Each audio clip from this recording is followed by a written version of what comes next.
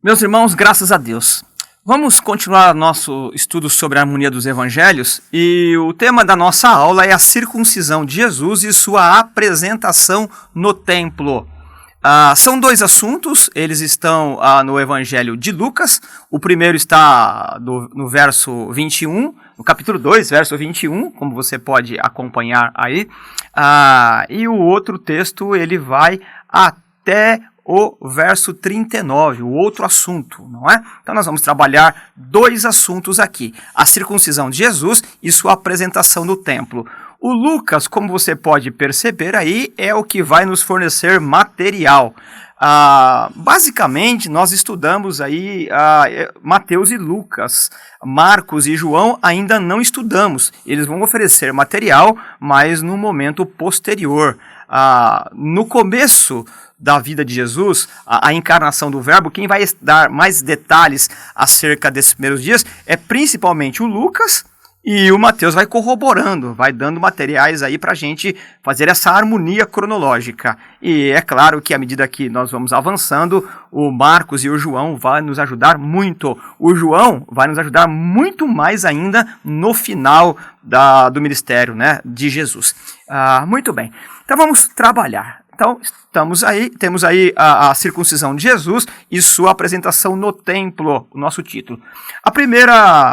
Nosso primeiro assunto, a circuncisão. O texto está no capítulo 2, verso 21.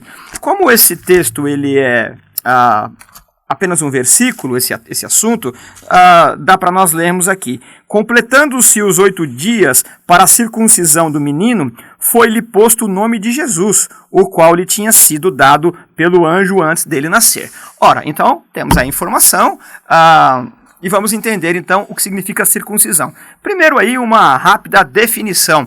Não definição da palavra, né, mas da coisa em si, do rito em si.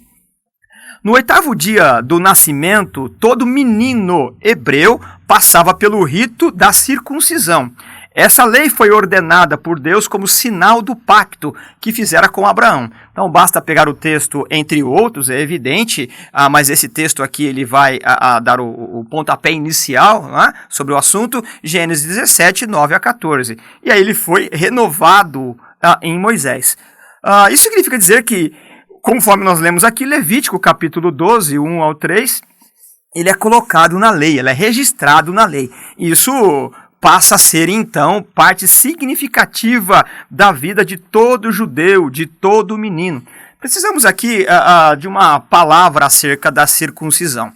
A circuncisão não era exclusividade dos hebreus. As pessoas ali em Canaã, os cananitas, e além outros povos também tinham o costume da circuncisão. É claro que com propósitos diferentes.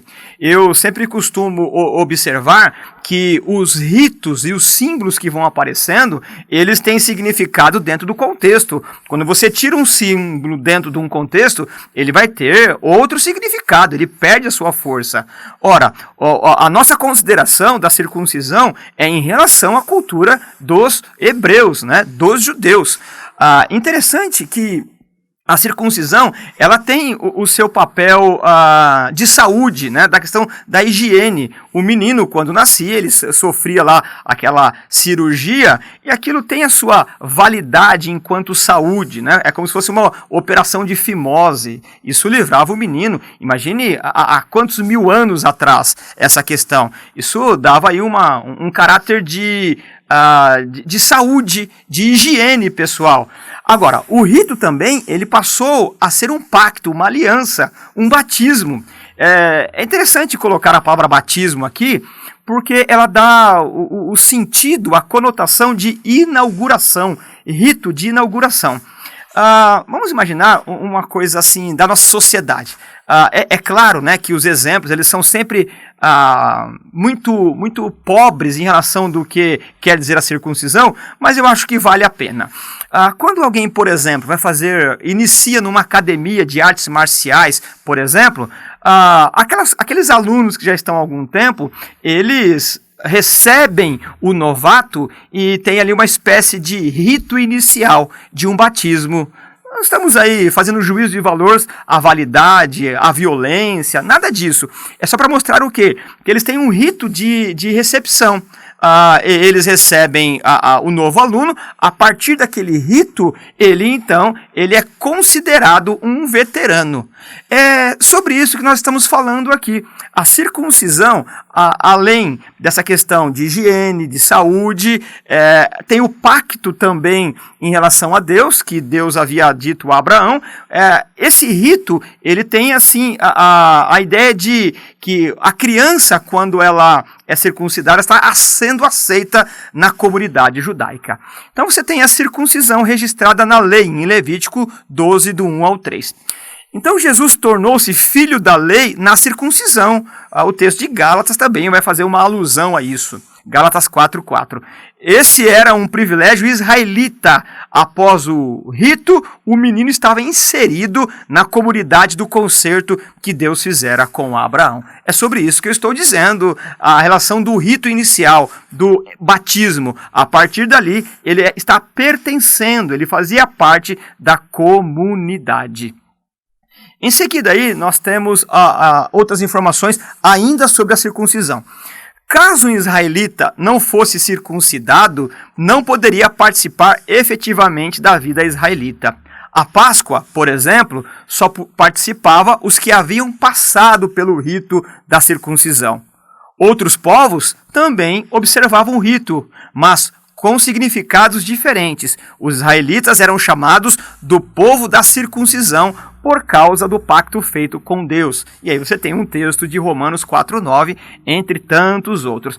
Esse slide com essas informações corrobora com o que eu acabei de informar. A circuncisão, ela é esse pacto, esse rito de inauguração, de aceitação social. Em seguida, o texto de Lucas vai nos informar que Jesus vai ser apresentado no templo. Lucas 2, verso 22 ao 39. Eu preciso ler esse texto aqui, que ele vai nos dar uma informação importante, que a coisa ela não acontece automaticamente. A circuncisão e a apresentação. O texto vai dizer assim para nós. Completando-se o tempo da purificação deles, de acordo com a lei de Moisés, José e Maria o levaram a Jerusalém para apresentá-lo ao Senhor. E aí, então, o texto ele vai falar sobre como aconteceu. Então, o que nós devemos considerar? Depois de alguns dias, 7 dias, a criança ela era circuncidada. Depois a mãe voltava para casa, ficava mais um período de tempo em casa e depois voltava ao templo. Vamos ver como essa dinâmica ela acontecia. Após o parto, a mulher ficava cerimonialmente impura por 40 dias. Se a criança fosse menina, o dobro do tempo deveria ser observado se fosse menina. Então você pega o texto aí de Levítico, capítulo 2, né? Capítulo 12, do 4 ao 8, você vai perceber que a informação mosaica qual é? Menino é um tempo, menina é o dobro daquele tempo. Por questões aí de organismo mesmo, né? Questões de complexidade do organismo. Essa é uma questão que vale a pena refletir. Por que menina é um tempo e menino é um tempo diferente? José e Maria ofereceram 2 rolinhas. O texto indica que eles ofereceram esse tipo de oferta. Então, quando se oferecia uma criança recém-nascida, depois dos 40 dias que havia passado a purificação, eles faziam uma oferta. E oferecer 2 rolinhas é indício de que eles tinham poder aquisitivo baixíssimo. Eles eram pobres. Rolinhas eles podiam capturar em qualquer lugar na natureza, né? O texto de Lucas 24 vai nos ajudar a compreender isso. A cerimônia após os 40 dias era a observação da pureza dos pais e a remissão do primogênito. A mulher, então, ela dava à luz e ela precisava ficar de resguardo, né, em casa observando esses 40 dias. E nós devemos compreender que a esse tempo, as condições do parto, as questões científicas, da medicina, não era como hoje. Hoje ainda, quando uma mulher dá à luz, ela precisa de um tempo para se recuperar, para que seu organismo se restabeleça. Então, esse tempo para ficar guardando, observando a pureza, tem a ver também com o recém-nascido criar anticorpos, a mulher se recuperar. Então a gente deve considerar todas essas questões para que a gente compreenda, né, o cuidado de Deus.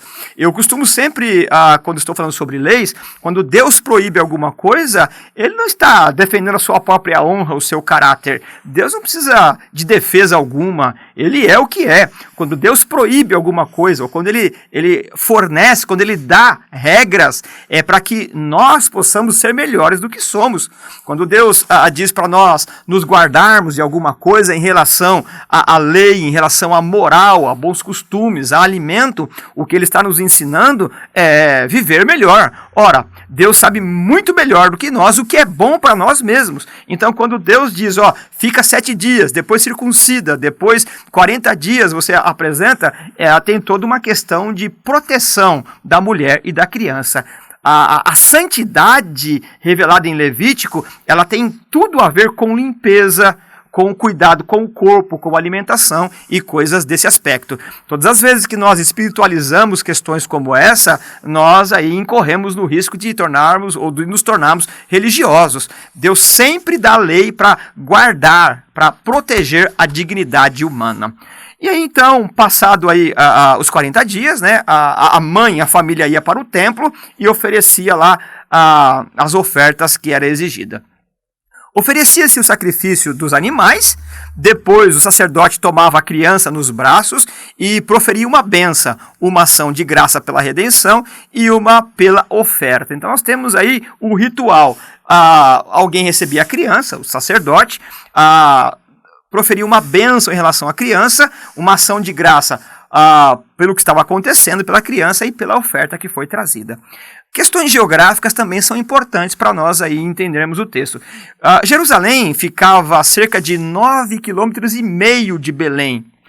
Então eles foram apresentar ao Senhor o que previa a lei. Então, quando Jesus nasceu, eles não voltaram para Galiléia, ficaram ali em Belém, em alguma casa de algum parente, ou mesmo na casa que Jesus nasceu, de algum conhecido, ou alugaram alguma casa, que eu acho pouco provável por conta da condição econômica do José e da Maria. Então, eu acredito que eles ficaram numa casa de algum parente, ou então na casa de algum amigo. O fato é que eles estavam nas adjacências de Jerusalém e agora foram observar os ritos que a lei exigia. Quando eles chegam no templo, vão aparecer outros personagens que vão dar sentido e vão nos ajudar a compreender melhor os eventos, as pessoas que vão aparecer agora como personagens na apresentação de Jesus, vão nos ajudar a compreender e celebrar ainda mais a vida, a carreira cristã e a celebração que nós devemos ao Deus que tem tomado conta de nós e providenciado todas as coisas para que possamos servir. Quando nós estamos lendo o texto, aparece então em cena o Simeão. Não é mencionado em nenhum outro lugar nas Escrituras. Do mesmo jeito que o Simeão aparece, ele some, não tem mais nada sobre ele. Ele tomou o menino no colo, nos braços, e cantou. O cântico de Simeão, registrado no capítulo 2, dos versos 29 ao 32, é conhecido como Nunc Dimitris, né? É uma palavra latina também. Como nós vimos aí no Magnificat e outros textos que nós lemos no Evangelho de Lucas. Lembra que nós comentamos que Lucas ele é um evangelho musical. E mais uma vez nós temos aí um hino cantado agora pelo Simeão. Esse cântico é conhecido como o Cântico da Natividade. Apesar das muitas expectativas, e aí eu cito o texto de Lucas 3,15, as pessoas, não só de João Batista, mas de Jesus, ficam indagando o que será desse rapaz. Apesar de todas as expectativas que estão envolvidas e das diversas profecias, poucas pessoas compreenderam o significado do nascimento de Jesus. Simeão teve uma revelação especial, por isso compreendeu. Então vamos tentar aqui compreender essa afirmação. Tudo que ocorreu no evento do nascimento de Jesus foi aí contribuindo para que a gente tenha uma compreensão escriturística teológica. E havia uma expectativa para a chegada do Messias. Agora, quando Maria e José vão levar a criança para o templo, as pessoas elas não percebem, elas não conseguem fazer associação de que ali estava o Verbo encarnado de Deus, apenas o Simeão. Isso deve nos levar à reflexão de que foi uma revelação especial. Não foi a astúcia do Simeão, não foi a habilidade do Simeão, foi um evento específico, foi uma revelação específica, foi Deus, o Espírito Santo, que comunicou para o Simeão o que estava ocorrendo ali. E quando ele toma a criança no colo, ele entende que estava segurando o Deus encarnado. Percebe o entusiasmo que deve ter sido um camarada, o Simeão? A Bíblia diz que ele é piedoso, justo e piedoso, e ele então tem o privilégio de apresentar o Filho de Deus. Esse camarada, ele teve, a atitude foi cantar, né, em celebração, porque naquele momento Deus havia dado uma revelação especial. Os pais de Jesus também estavam envolvidos ali, como a gente vê no texto aqui, né? Eles estavam admirados e foram abençoados. Então você imagine só, você chega no templo, na questão aqui, Maria e José, chega no templo para apresentar quantas outras crianças não estavam sendo apresentadas ali. Todos os eventos que ocorreram já estavam no coração, na mente de Maria e José. E de repente o Simeão toma a criança no colo e começa a dar glória a Deus. Aquilo é um ato extraordinário. Esse entusiasmo de Simeão, ela não se repete para todas as crianças. Ali houve o quê? Deus testificou no coração de Simeão, e os pais, ou seja, Maria e José, eles ficavam admirados com tudo que estava acontecendo ali. Então, explicitamente, Simeão resumiu o ministério de Jesus e falou da grande agonia que esperava por Maria. Se você pegar o texto de Lucas, do capítulo 2, do 22 ao 39, e ler especificamente o cântico de Simeão, ele vai resumir ali a vida de Jesus. Mas ele não vai apenas falar sobre a vida de Jesus, não vai cantar a vida de Jesus. Ele vai também falar da grande agonia que esperava Maria. Ora, se esse momento do nascimento para toda mãe é extraordinário, os eventos para Maria é extraordinário ao absurdo, extraordinário ao nível celestial, divino. Mas o Simeão faz questão, né, de lembrá-la por meio do seu cântico que uma espada atravessaria a alma dessa mulher, que aquele entusiasmo seria mudado em tristeza, em pânico, em terror. Essa mulher, ela viu o seu filho pendurado numa cruz, e aí então ela é já de antemão avisada pelo homem de Deus. Ela já ia nutrindo essas questões no coração. Imagine o dilema de uma mãe, vendo todos os elementos sobrenaturais que estavam envolvendo o nascimento do seu filho, mas também estava orientada que ela teria a alma ferida, uma espada atravessaria a sua alma.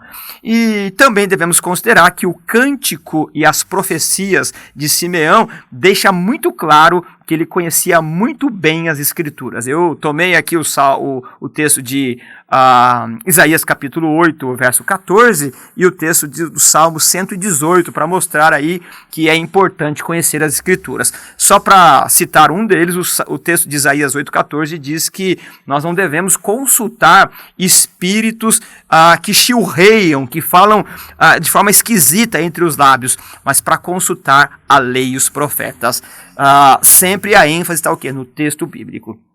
E por fim, nós temos aí a visita de uma outra pessoa. Eu disse visita, mas a palavra correta talvez seja no enredo, outra pessoa está participando, é a Ana, a profetisa. Primeiro devemos considerar aqui, meus irmãos, a questão profetisa.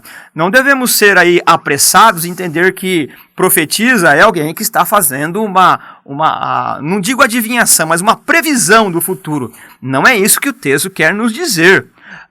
Quando nós lemos acerca de profecias no Novo Testamento, ou até no Antigo Testamento, devemos ter muita calma. Muitas vezes a ideia de profecia não é uma ideia de revelação do futuro, mas é uma leitura do passado. O profeta é aquele que profetiza, que profere a palavra de Deus. Então, por exemplo, quando eu estou tomando um texto, qualquer que seja um texto bíblico, e faço uma leitura, eu estou sendo um profeta de Deus. Então, todo aquele que prega o evangelho escrituristicamente, ele é um profeta, aquele que ensina. Então, a Ana, a profetisa, o que significa? O termo significa que ela falava a palavra de Deus. Era uma professora do Antigo Testamento. Ela não era fonte da revelação do futuro. Outras mulheres foram citadas como profetisas. Por exemplo, a Miriam, a Débora, a Uda, e também nós temos aí vários outros textos que vão falar sobre as profetisas. Isso é interessante, não é o nosso assunto de forma explícita, mas assim, nós cremos na continuidade dos dons. O problema é quando o dom ele se torna mais importante que qualquer outra coisa. O dom de profecia, por exemplo, eu acredito para os dias de hoje. O problema é que quando o dom ele se torna mais importante, o tal profeta ele vai tomando aí ares assim, de divindade, ele vai sendo quase adorado e procurado. E aí então esse tal profeta que, entre aspas, tem a capacidade, o dom de falar sobre o futuro da vida de alguém, ele vai se empoderando e se tornando aí uma celebridade. As profecias, elas devem ser aceitas com muito cuidado, com maturidade e ainda de forma contingencial. Quanto menos propaganda nós fizermos dessa profecia, mais maduros nós somos. Ora, uma profecia para uma pessoa específica, para um grupo específico, não deve ser tornada pública. Quando tem a publicidade, nós precisamos já acender as luzes. Por quê?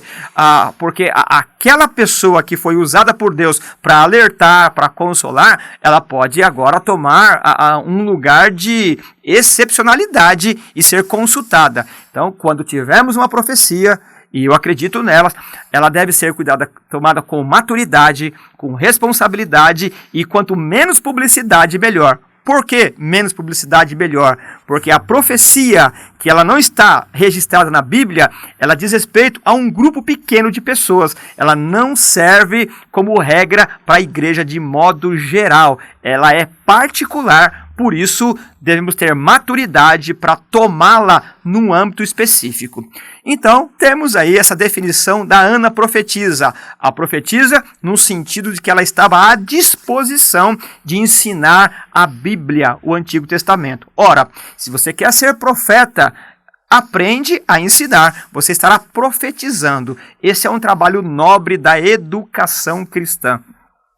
O texto vai dizer para nós também que a Ana era uma profetisa que vivia, né? Ela tinha 84 anos e ela era uma viúva. Vamos fazer a leitura aqui. Viúva até a idade de 84 anos. O texto não informa em que momento ela ficou viúva, mas até aquele momento, aquele momento de vida, enquanto ela vivia com 84 anos, ela resolveu não se casar novamente depois da morte do seu marido. Ela ofereceu, ela se entregou para ensinar a palavra de Deus. Ela é um ministério extraordinário. Nem todos têm a mesma vocação, mas a Ana, ela tem essa vocação. Alguns acreditam que ela morava em algum lugar no templo, outros que ela estava constantemente no templo. Então não dá para saber se ela tinha um quartinho, algum lugar, alguma salinha no templo, morava ali, ou se ela morava perto do templo e vinha todos os dias ensinar a palavra de Deus. Terminando então essa reflexão acerca da circuncisão e da apresentação, nós temos 4 pessoas envolvidas nesse contexto, nessa fase da vida de Jesus. A Maria, a sua mãe, o texto vai dizer que ela é agraciada pelo Senhor. Temos o José, o texto diz que ele é homem justo. Temos o Simeão, homem justo e piedoso. E também a Ana, profetisa que cultivava a piedade. Na apresentação de Jesus, nós temos aí 4 pessoas distintas celebrando a apresentação do Filho de Deus no templo. Que possamos aí refletir o caráter dessas 4 pessoas. Que o Senhor também nos tenha como pessoas que são dignas de participar dos eventos da vida de Jesus. Nós não participamos do nascimento, não participamos da circuncisão, da apresentação e de outros ritos do Verbo encarnado, mas nós temos o privilégio de participar do maior dos eventos, a participação da propagação do Evangelho da Graça. Nós podemos, assim como Maria, José, Simeão e Ana, propagar o reino de Deus, nos alegrar pelo privilégio. Precisamos estudar o texto sagrado, precisamos nos esforçar para que ele tenha sentido escriturístico, sentido de reino de Deus para nós. E precisamos também nos dispor com paciência, com dedicação, para que os outros também possam compreender o Evangelho da graça de Deus. Que o Senhor nos ajude a nos empenhar com tudo aquilo que temos, com tudo aquilo que podemos fazer para que o reino de Deus seja divulgado e que outras pessoas conheçam também o Evangelho da graça de Deus. Em nome de Jesus. Amém. Graças a Deus.